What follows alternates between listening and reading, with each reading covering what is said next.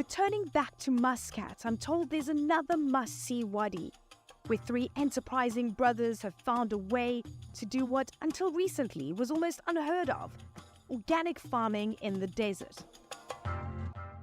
Okay, so you're a scientist. That's right. And I'm a finance person. Finance person? And my background is marketing, but mostly sales. So please tell me why you are planting tomatoes and carrots. I mean, it was pretty random, right? Yeah. But yeah, we did the whole leaving your corporate jobs thing to try and, start something of our own. Growing up and studying abroad, we really realized the quality of vegetables that was missing from the market here. So that's something that we felt very passionate about. YUZU grows over 40 crops here on this farm and makes around 500 deliveries a week. Their early clients were restaurants looking for locally grown produce. Amazing tomatoes. The Thanks a plants lot. look really happy. You wouldn't guess they're in the desert. But I want to know how long it took you to get this kind of yield, because there are a lot of tomatoes here. I mean, we could talk about the yield of the crop, or we could talk about all the time it took for us to learn to grow it. How many mistakes did you make? We've been growing tomatoes for about 7 years. Okay. We failed for the first 4 years, so this is probably our third year of a successful crop. Some people would say it's a bit of an art form.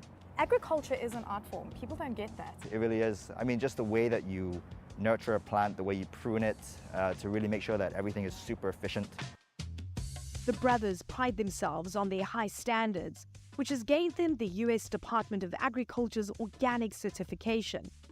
But at the end of the day, the most important barometer is, how do they taste? It's so good. Okay, that's great. Yeah, I'm glad you like it. One thing that we think makes our tomatoes very sweet is actually our water, right? So beneath this ground are actually, massive underground aquifers.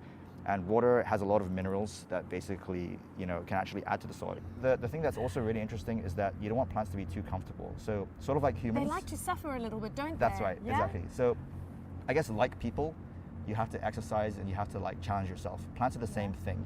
And I think that's one thing that is really good about this environment, right? You think we're in a challenging environment, but maybe that is the secret to actually getting a really tasty tomato. I mean, we are in the desert, right? Yeah. And it's a hot environment. Our soil is a bit sandy. So I think the whole idea is that you need to create the conditions for success, right? Which means having amazing soil, so raising your organic matter, and then mostly working with the nature. So basically working with pests, trying to understand the local patterns. I was actually working in a bank before I joined this farm, and one of the things I was doing was working on coding for algorithms in finance. And that's kind of where I, let's say, honed my skills, and I was like, you know what? Agriculture is actually a sector that really needs this digitization, and it's a sector that could seriously benefit from digitization as well, because the efficiency gains are so much more massive from that. During the COVID-19 pandemic, food security was more important than ever. The country's shipping and logistics sector became a lifeline, ensuring the food supply chain remained open. The government has invested more than $4.9 billion to boost domestic production in agriculture and reduce reliance on imports. I think it's just one of the businesses that just truly works, from a sustainability perspective, from a health perspective, and also from the bottom line too. So you got the easiest job because you just have to market Yeah, this. absolutely. All I have to do with the chefs and our customers is just say, try this, smell this, and then there you go. Then they're like, I want it straight away. Give me this kilos. Looking to one day export, right now the brothers are happy helping reduce Oman's carbon footprint and satisfying a growing local appetite for healthy food.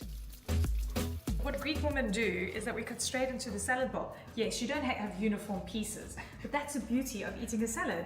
Whether it's the land, sea, or even soil, I'm learning there's a determination here to take a unique geography and create something new.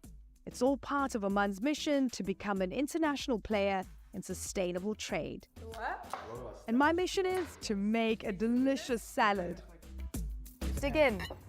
The only thing I did was help cut the salad. You guys grew it, so at least I felt like I contributed to this value chain. This is so good. Well done, guys. Amazing.